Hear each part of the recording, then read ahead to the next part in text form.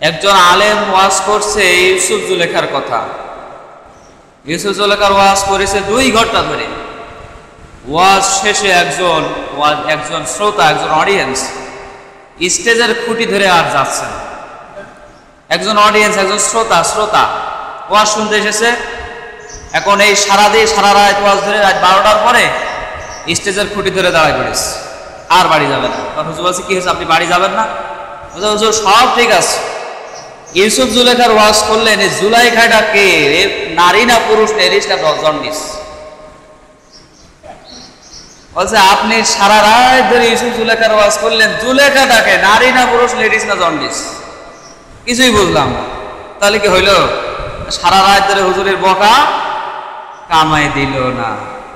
এখন আমার কথা শুনলেন না, শেষকালে এসে কইলেন হুজুর জুলেখা লেডিস না জন্ডিস। তাহলে আমি আপনার কি উত্তর দেব? আপনার বুঝে তো প্রশ্ন করা লাগবে। আল্লাহ একমাত্র ঠেকাবে। একটা দরবেশ বাবা সাপুড়ে এসে বলছে, তোর ভাগ্য চেক করেছি, তুই কালকে বিপদে পড়বি, তোর এই হবে, তুই এখনই আমার হাতিয়া দে, আমি তোর বিপদ কাটাই দেব। তো সে যে ডান হাতটা দেখেছে, ওই ডান হাতে টেনে মেরেছে এক চড় সাধুর গালে। মুসলমান কিন্তু। বলছে, চড় মারলি কেন? বলছে, আমার কালকের বিপদটা আপনি দেখতে পেরেছেন, আপনার গালে এখন চড় মারবে, এটা আপনি দেখতে পারেননি? আমার কালকে বিপদ হবে এটা আপনি দেখতে পারলেন আমার হাত থেকে, আমি এখন আপনার গাড়ি একটা টাইনে চড় মারবে, এটা আপনি দেখতে পারেননি? আপনি তাহলে কিসের গণক? আপনি এই বিপদ কাটাতে পারলেন না কেন? আমি তো সবার সামনে আপনাকে মারলাম। আর জবাব থাকে? আল্লাহ রাসূল বললেন যে নিশ্চয় আল্লাহ বড় লাজুক দয়াবান, আল্লাহ অহংকারী নয়, আল্লাহ রাগান্বিত নয়, আল্লাহ নিশ্চয় লাজুক ও দয়াবান। যদি কোনো রজুল, যদি কোনো ব্যক্তি, যদি কোনো মানুষ আল্লাহ তাআলার কাছে 2টি হাত তুলে প্রার্থনা করে, আল্লাহ সে হাতটা ফিরিয়ে দিতে লজ্জা পায়। সুন্দর কথা বলেছে, কিন্তু কত সুন্দর হৃদয় ছোঁয়া কথা। আল্লাহ লাজুক, আল্লাহ দয়াবান। আল্লাহর কাছে যখন কেউ চায়, তখন সে 2টি হাত আল্লাহ তাআলা ফিরিয়ে দিতে লজ্জা পায়। আল্লাহ তাআলা ফেরত দেন, আল্লাহ তাআলা ফেরত দেন না। আল্লাহর কাছে চাইতে হবে শুধু। আল্লাহ বলছেন, আমি লাজুক, আমি দয়াবান, আমার কাছে চাও, আমি তোমাদের হাতকে ফেরত দেব না, আমি তোমাদের হাতটাকে রহমতে ভরপুর করে দেব। আছেই সেই লাজুক দয়াবান আল্লাহর কাছে আমাদেরকে সব সময় মাথা কানা নত করে বিনয় চিত্তে চাইতে হবে। আল্লাহু আকবার, আল্লাহু আকবার। আউযু বিল্লাহি মিনাশ শাইতানির রাজীম। বিসমিল্লাহির রাহমানির রাহিম। وقال تعالى في شان حبيبه إن الله وملائكته يصلون على النبي يا أيها الذين آمنوا صلوا عليه وسلموا تسليما اللهم صل على سيدنا مولانا محمد وعلى آل سيدنا مولانا محمد اللهم صل على سيدنا مولانا محمد وعلى آل سيدنا مولانا محمد আমার বুকের মাঝরে দয়া কইরা রে মাওলা, বুকের মাঝরে দয়া কইরা রে মাওলা, তোর নূরের প্রদীপ জ্বালায়া দে, একটা মসজিদ বানায়া দে, একটা মসজিদ বানায়া দে। আমার বুকের মাঝরে দয়া কইরা রে মাওলা, তোর নূরের প্রদীপ জ্বালায়া দে, একটা মসজিদ বানায়া দে, একটা মসজিদ বানায়া দে। ও মাওলা রে, যে মসজিদ ছিল আবু বকরের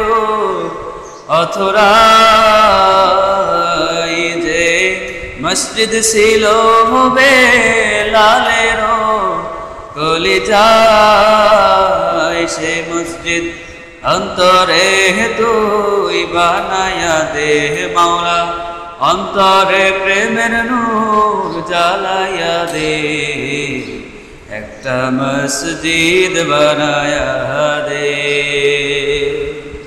একটা মসজিদ বানায়া দে। আমার বুকের মাঝরে দয়া কইরা রে মাওলা, তোর নূরের প্রদীপ জ্বালায়া দে, একটা মসজিদ বানায়া দে,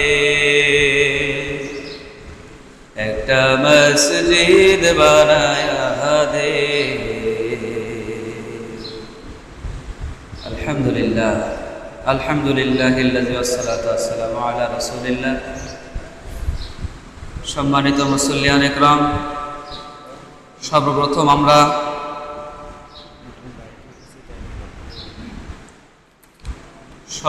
আমরা শুকরিয়া আদায় করি সে মহান রব্বুল আলামিনের দরবারে, যিনি আমাদেরকে তার প্রিয় ঘর মসজিদের ভিতরে জুম্মার দিন, পবিত্র দিন আসার বসার তৌফিক দান করেছেন। সকলে বলছি আলহামদুলিল্লাহ। এর সাথে দুরূদ ও সালাম পেশ করছি মহামানবতার কান্ডারের দরবারে, বলছি সাল্লাল্লাহু আলাইহি ওয়াসাল্লাম।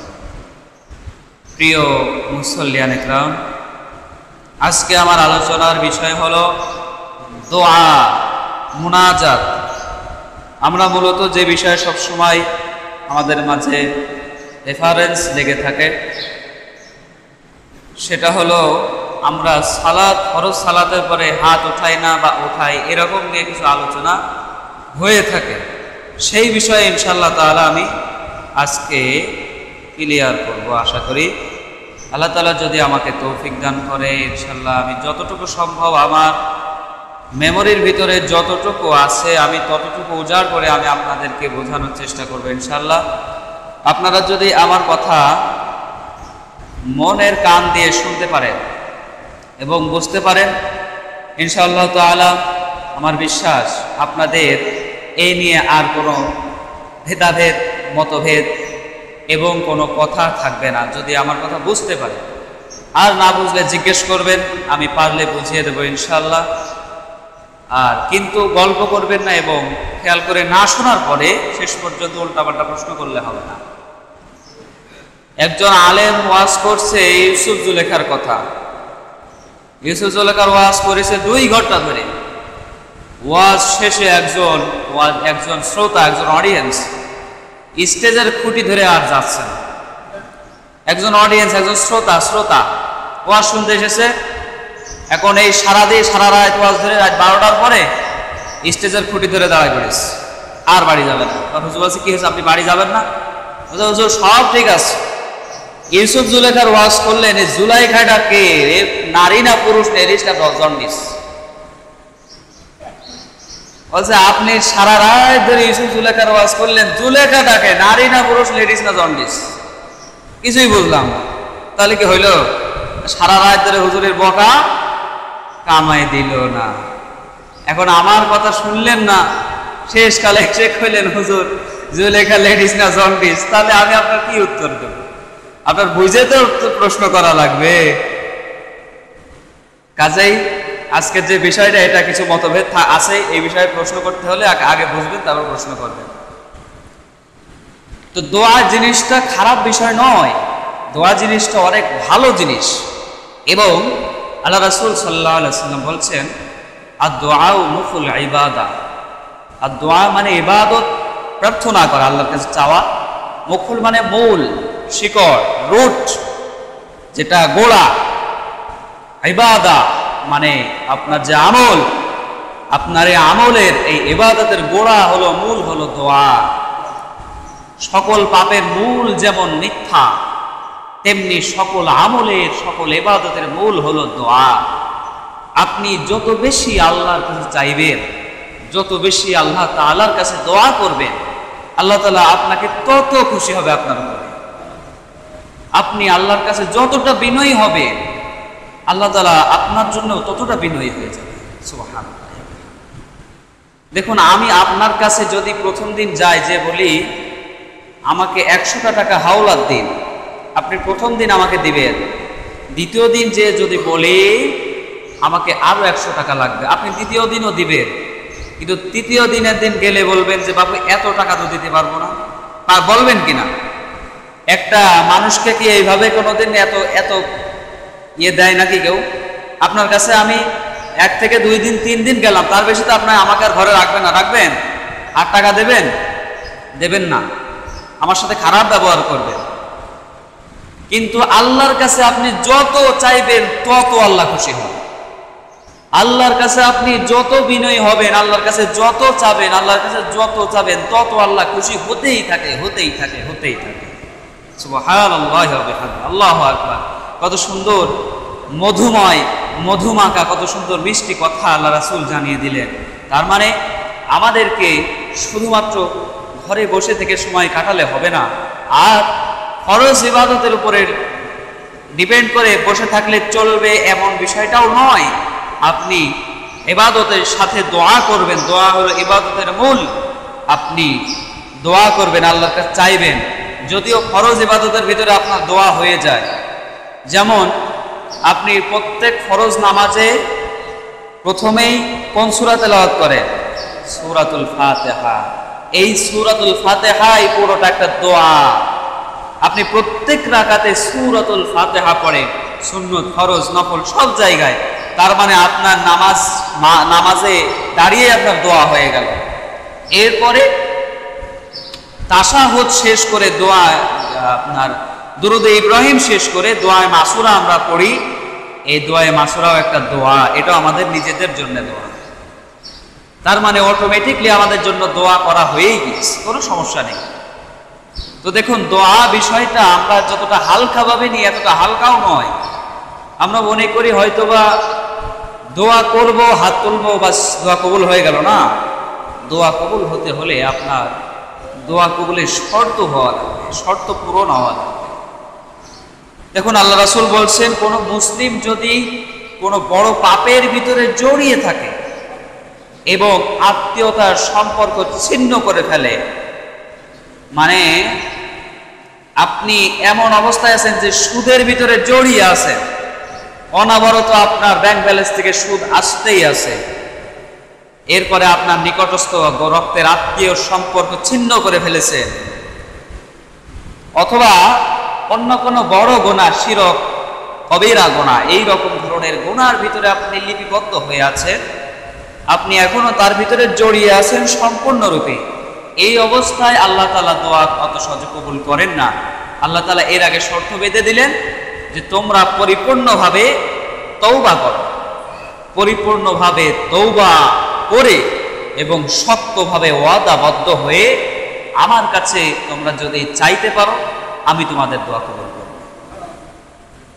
আল্লাহ রাসূল এখানে বললেন যে আত্মীয়তা নষ্ট করা ছাড়া এবং বড় কোনো গুনার ভিতরে লিপিবদ্ধ হওয়া অবস্থায় ছাড়া অন্য রকম কোনো ব্যক্তি যদি আল্লাহ তাআলার কাছে চায়, আল্লাহ তাআলার কাছে যদি চায়, তাহলে মহান আল্লাহ তাআলা তখনই তার প্রার্থনার বিনিময়ে 3টি বিষয় দান করেন। আপনি হয়তো মনে করেন যে আমি কোনো গুনার সাথে জড়িত নেই, কিন্তু আমার দোয়া কেন কবুল হয় না? আমি তো আত্মীয়তার সম্পর্ক ছিন্ন করি নাই, কিন্তু আমার দোয়া তো কবুল হচ্ছে না। এর কারণ 3টা হতে পারে। আল্লাহ রাসূল জানিয়ে দিলেন, হয় তার যে দোয়াটা সে করেছে, আল্লাহর কাছে যেটা চেয়েছে সেটা হয় তৎক্ষণাৎ আল্লাহ দিয়ে দিবে, আর না হয় সেই দোয়ার পরিবর্তে তাকে সেই সমপরিমাণ কিছু সওয়াব দিয়ে দেবে, আখিরাতের জন্য জমা করে রাখবে। তার মানে আমাদের লস কোনো জায়গায় নেই, লাভ আর লাভ, লাভে লাল হয়ে যাচ্ছে। আমরা দোয়া করছি, দুনিয়াতে দোয়া করছি যে আল্লাহ আমার অনেক অভাব, একটু টাকা পয়সার মুখ দেখাও। আপনি দোয়া করছেন, হয়তো তৎক্ষণাৎ টাকা পয়সা পাচ্ছেন না, কিন্তু এর বিনিময়ে আপনি সওয়াব আখিরাতের জন্য সঞ্চয় করছেন। আপনি দুনিয়ায় কষ্ট হলেও আখিরাতে এর বিনিময়ে বহুত সুখ পাবেন। এরপরে আর না হয় যদি সওয়াবও না দেয়, যদি মানে তার কাছে এর বিনিময়ে যদি আল্লাহ তাআলা সওয়াব নাও দেয়, তাও আরেকটি জিনিস দেয়, সেটা হলো কোনো বড় বিপদ থেকে এই দোয়ার বিনিময়ে তাকে রক্ষা করে। বিপদ থেকে একবার বোঝেন তো, এমনও কি সময় আপনাদের পড়ে না, এমনও কি কোনো মুহূর্ত আপনারা পার করেননি যে মারাত্মক কোনো বড় বিপদ হতে আপনি বেঁচে গিয়েছেন? হয়নি? এমনও কোনো বিপদ কি হয়নি যে আপনি একটা অ্যাক্সিডেন্ট করতে যে আপনার এমন ভাবে বেঁচে গিয়েছে যেন 1 ইঞ্চির ফারাক ছিল, 1 চুল পরিমাণ ফারাক ছিল, না হলে আমার আজকে হাসপাতালে থাকতে হতো। এই জায়গা থেকে যে আপনি বেঁচে এসেছেন, বুঝতে হবে সেটা আল্লাহর রহমত, এবং আপনি যে দোয়া করেছেন এর বিনিময়ে আল্লাহ আপনাকে দিয়েছে। তার মানে আপনি কোনো দিক থেকে লস হবেন না। আপনার নিরাশ হওয়ার কোনো প্রয়োজন নাই, আপনার নিরাশ হওয়ার কোনো প্রয়োজন নাই। আল্লাহ রাসূল সাল্লাল্লাহু আলাইহি ওয়াসাল্লাম হাদিসে পাকের ভিতরে বললেন, আদ-দুআউ হুয়াল ইবাদাতু সুম্মা ক্বারাআ ওয়া ক্বালা রাব্বুকুম উদউনি আস্তাজিব লাকুম ইন্নাল্লাযীনা ইয়াস্তাকবিরুনা আন ইবাদাতি সায়াদখুলুনা জাহান্নামা দাখিরিন। আল্লাহ রাসূল প্রথম বললেন যে দোয়াই হলো মূল ইবাদত, আর দোয়া হুয়াল ইবাদত, দোয়া হলো মূল ইবাদত, মূল আমল। সুম্মা করা, এরপরে বললেন, সুম্মা মানে অতঃপর করা মানে বললেন, ওয়াকালা, আল্লাহ তাআলা বললেন, ওয়াকালা রাব্বুকুম উদউনি আস্তাজিব লাকুম।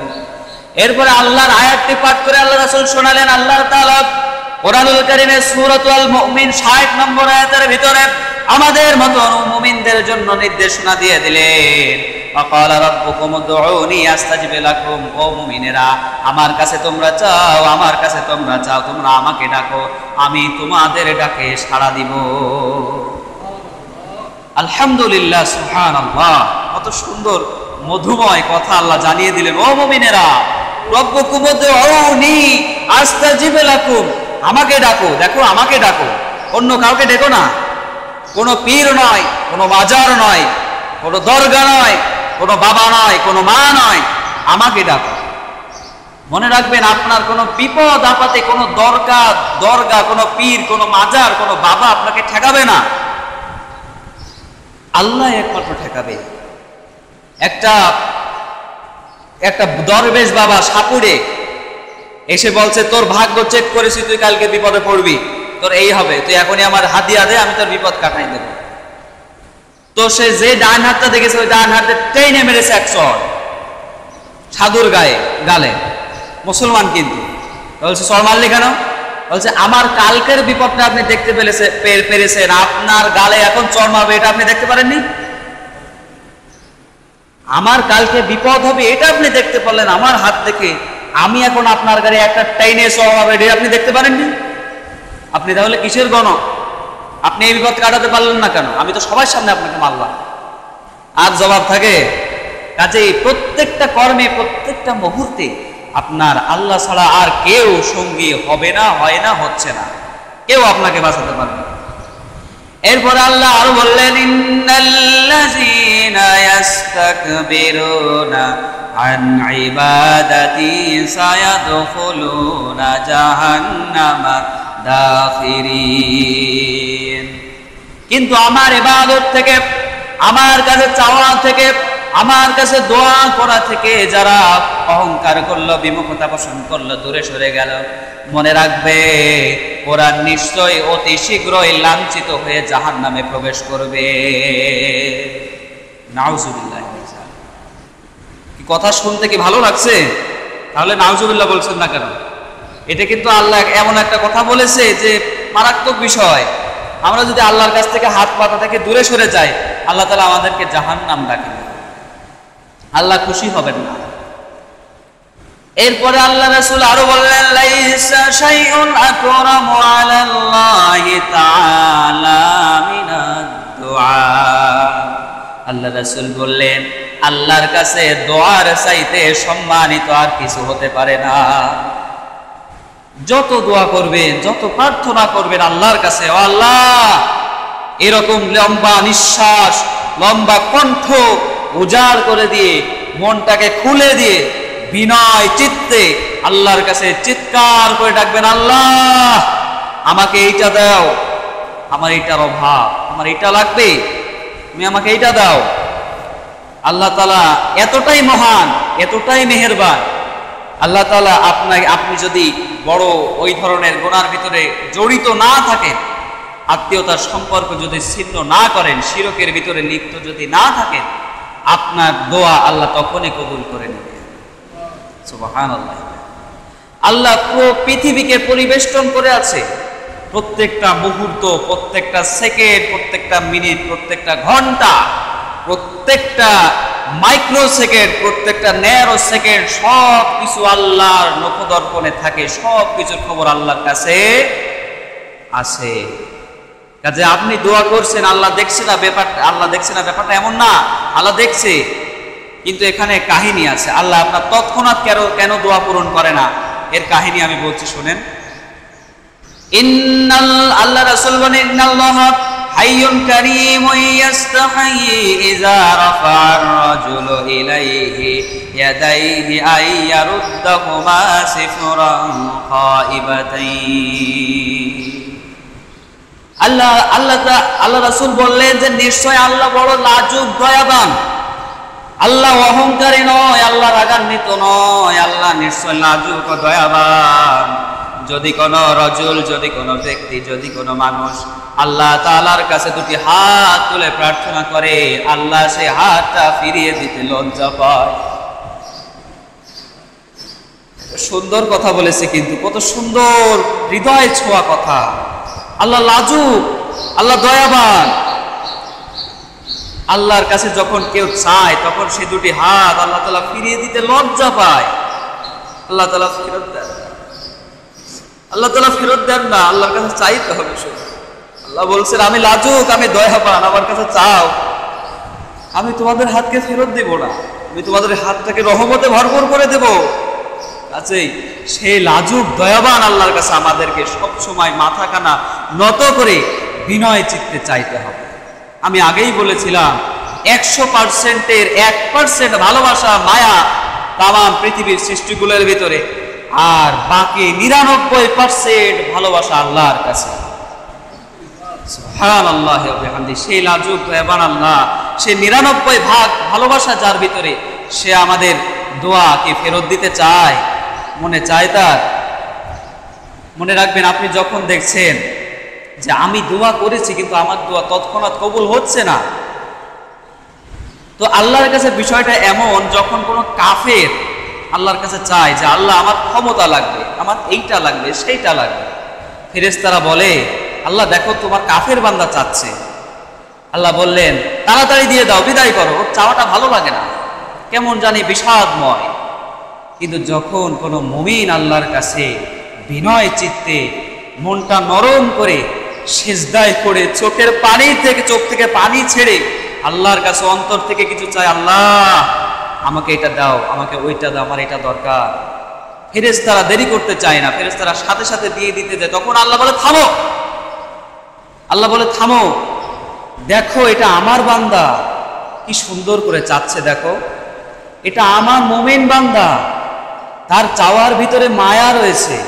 আহা, আলহামদুলিল্লাহ, কত সুন্দর কথা। আল্লাহ বলছে ফেরেশতারা থামো, দেখো তার চাওয়ার ভিতরে মায়া রয়েছে, তার চাওয়ার ভিতরে ভালোবাসা রয়েছে। সে আমার কাছে চাচ্ছে অহংকার করে নয়, সে আমার কাছে দুনিয়ার জন্য চাচ্ছে না, সে আমার কাছে আখিরাতের জন্য চাচ্ছে। সে আমার কাছে সে মায়া দিয়ে ভালোবাসা দিয়ে মধুমাখা কণ্ঠে চাচ্ছে, তুমি দেরি করো, তার এই চাওয়াটা আমার কাছে খুব ভালো লাগছে। সুবহানাল্লাহ, আল্লাহু আকবার। তার এই লাজুকতার চাওয়া, এই সুন্দর মধুমাখা কণ্ঠের এই চাওয়াটা আমার কাছে খুব ভালো লাগছে। তাকে আরেকটু পেরেশান হতে দাও, তাকে আরেকটু বিপদ পোহাতে দাও, তাকে আরেকটু কষ্ট সহ্য করতে দাও, সে আরেকটু পেরেশান হোক, সে আরেকটু কষ্ট সহ্য করুক, তার এই কষ্ট সহ্য করাটা আমার কাছে ভালো লাগছে। আলহামদুলিল্লাহ। তার মানে আপনি যদি কোনো বিপদে পড়েন, শুকরিয়া করবেন কার শুকরিয়া করবেন?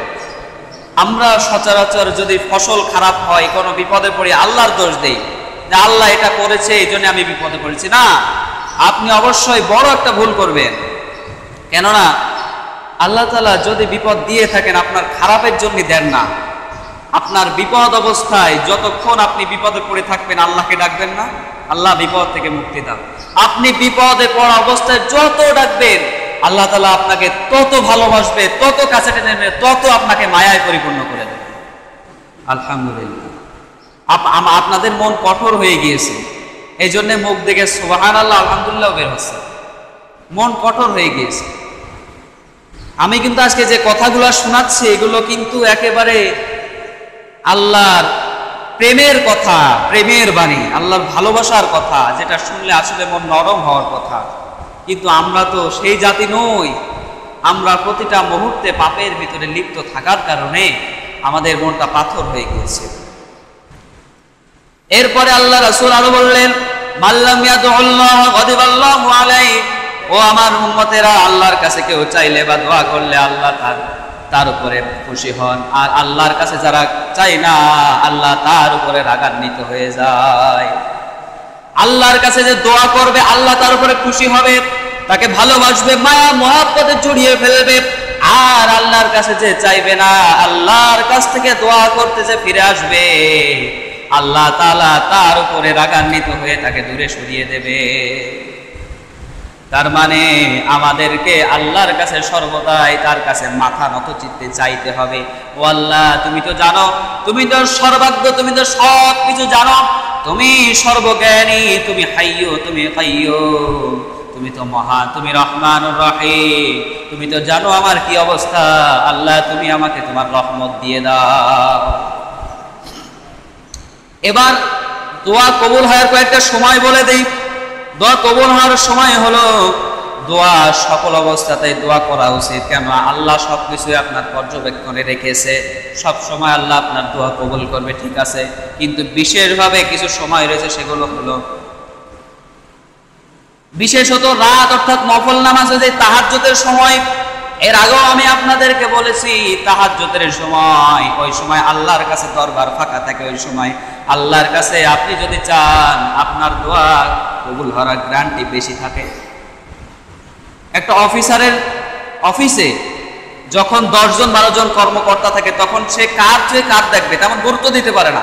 কিন্তু যখন ফ্রেশ হয়ে যায়, তখন যদি একজন যে তার কথা শুনে, তাহলে তারে বসিয়ে চা খেতে দেবে না, আলাদাভাবে গুরুত্ব দেবে। রাত্রি 12টার পরে, অর্থাৎ তাহাজ্জুদের সময় আল্লাহর কাছে ভিড় কম থাকে, সবাই ঘুমে আচ্ছন্ন থাকে। ওই সময় আপনি যদি চোখের পানি ছেড়ে দিয়ে আল্লাহর কাছে নীরবে কান্নাকাটি করেন, সেজদায় পড়ে আল্লাহর কাছে নীরবে কান্নাকাটি করেন, আল্লাহ আপনাকে এক্সট্রা ভাবে দোয়া কবুল করে দিবে। সুবহানাল্লাহ। এরপরে আরো সময় আছে, সেটা হলো রমজান মাস।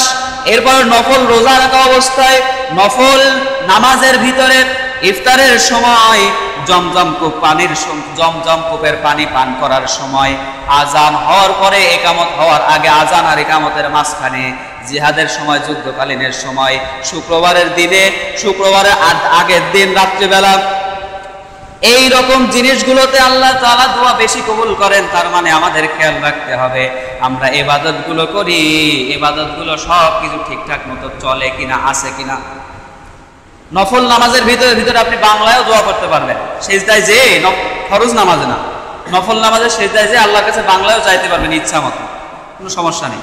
আবার এই যে শুক্রবার দিন তাহাজ্জুদের সময়, নফল নামাজে, নফল রোজার সময়, ইফতার সামনে করে যে সময়গুলো বললাম, যুদ্ধ চলাকালীন সময়, এই সময়গুলো আল্লাহ দোয়া বেশি কবুল করে, আলহামদুলিল্লাহ। আর একটি বিষয় সেটা হলো যে ফরজ নামাজের পরেই হাত তুলতে হবে এমন কোনো বাধ্যবাধকতা নেই। মূলত আমরা যখন সালাতে দাঁড়াই, যদি কোনো মাসবুক মুসল্লি থাকে পিছনে, 1 রাকাত ফেল করেছে, 2 রাকাত ফেল করেছে, দেখেন আমি কিন্তু ছোট মানুষ, আমার ভুল হতে পারে, আমার যদি ভুল হয় ধরাই দিবেন, আমি সংশোধন করে নেব, কিন্তু রাগান্বিত হবে না, হবেন না আমার পরে, আমার পরে রাগলে কিন্তু হবে না। মূলত ভুল জিনিসটা মানুষেরই হয়, আমার যদি ভুল হয় ধরাই দিবেন, আমি সংশোধন করে নেব। তো যদি মাসবুক মুসল্লি পিছনে থাকে, 1 রাকাত 2 রাকাত 3 রাকাত ফেল করেছে, যখন সালাম ফিরায়ে আমরা বসি তখন সে তো দাঁড়ায় পড়বে, সে আরেক রাকাত ফেল করেছে ওটা পূরণ করবে। ওই সময় যদি আমরা জোরে কথাকে আল্লাহুম্মা আমিন করে বলে উঠি, তার কেরাতটা ছুটে যাবে, এইদিকে খেয়াল চলে আসবে, তার নামাজটা বেখেয়াল হয়ে যাবে, নামাজটা নষ্ট হয়ে যাবে। আর যাদের খেয়াল, মানে যারা আল্লাহর কাছের বান্দা, যারা খেয়াল রাখতে পারে, তাদের জন্য সমস্যা নেই। এই কারণেই আমরা জামাতে নামাজ পড়ার সময় যদি পিছনে মাসবুক মুসল্লি থাকে, এমন কোনো মুসল্লি যে নামাজ ফেল করেছে, সেই সময় আমরা জামাতে একসাথে হাত তুলবো না বা জোরে আল্লাহুম্মা আমিন বলে উঠবো না। কিন্তু যদি আপনার ইচ্ছা হয়, আপনি ফরজ নামাজের পরে 2টি হাত তুলে আল্লাহর কাছে চাইতে পারেন, কোনো সমস্যা নেই। আপনার কিন্তু মূলত নামাজের ভিতরে দোয়া হয়ে গিয়েছে, কিন্তু আপনার যদি মনে চায় না আল্লাহর কাছে চাবো, আপনি ফরজ নামাজ পড়ে আপনার নিজের মতো করে আপনি আল্লাহর কাছে চাইবেন 2টি হাত তুলে, কোনো সমস্যা নেই। আল্লাহর কাছে বলবেন আমার এইটা লাগবে, কান্নাকাটি করবেন, আপনি একা করবেন, কিন্তু শব্দ করা যাবে না। আর যদি মাসবুক মুসল্লি না থাকে, তখন জামাতে হাত তোলেন, পিছনে তো কেউ নেই, নামাজ ফেল করিনি, ডিস্টার্ব হবে কার। আর যদি থাকে তাহলে জামাতে এইভাবে হাত তুললে কথা যদি তার কানে যায়, সে যদি মনোযোগ ধরে না রাখতে পারে, তাহলে নামাজ নষ্ট হয়ে যাবে। সেই ভয়তে আমরা ওই সময় হাত হয়তো তুলি না, কেউ কেউ আবার তোলে, তুললেও যে অসুবিধা তা নয়। আবার নিজে সবচাইতে উত্তম হবে দোয়া করার ক্ষেত্রে নিজের ভিতরে রাখা। একসাথে জামাতে দোয়া করলে যে দোয়া কবুল হয় বিষয়টা এমন না। নিজের মন থেকে ভালোবাসার আওয়াজ দিয়ে, মায়া মহাব্বতের চিৎকার করে আল্লাহর কাছে যত চাবেন, আল্লাহ আমার এইটা দাও, ওইটা দাও, আল্লাহ আপনাকে তত বেশি গ্রাহ্য করবে, তত বেশি ভালোবাসবে, তত বেশি কবুল করবে। আর আপনি জামাতে যতটাই দোয়া করেন না কেন, কবুল হবে না তা নয়, কিন্তু ওইটা বেশি কবুল হবে, বেশি গ্রান্টেড হবে, কারণ আপনি আপনার মন থেকে চাচ্ছেন।